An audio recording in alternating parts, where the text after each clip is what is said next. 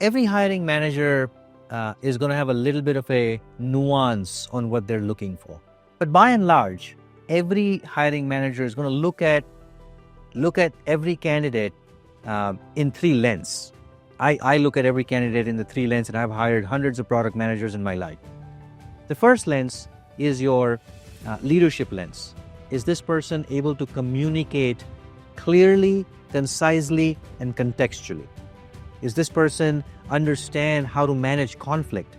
A lot of stakeholders to manage as a product leader. Nobody reports to you, and yet everybody has to be influenced by you, right? So your influencing skill, your negotiation skills, your storytelling skills, I think is the first bucket, is the leadership skills. The second bucket, the second lens, is the functional skills. There are 25 full stack product management list of skills that every global product manager needs to have. And so now I evaluate somebody on a portion of that skills. I may not need everyone to have every skill from that grid, but I may have a few that I need to emphasize based on what I'm looking for, whether it's an inbound product manager or an outbound product manager or a senior strategic leader.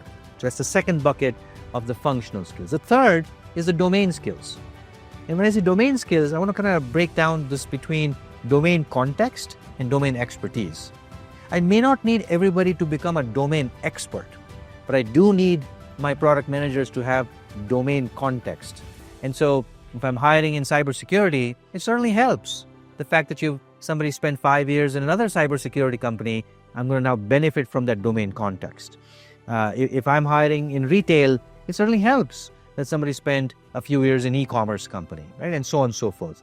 Having said that, leadership skills, functional skills, domain skills is usually a weighted average across these three areas that ultimately helps me as a hiring manager make my decision. In some cases, I may not care, or I may not put so much weight on my decision making for the domain skills, which means as long as you're very good in the first one, leadership skills, you're very good in the second one, and you may not be as good because you come from a different domain, it's okay. Why? Because your aggregate score, your weighted average score is still going to be very high. So I would always look at this from a hiring manager perspective on all three lenses before we hire.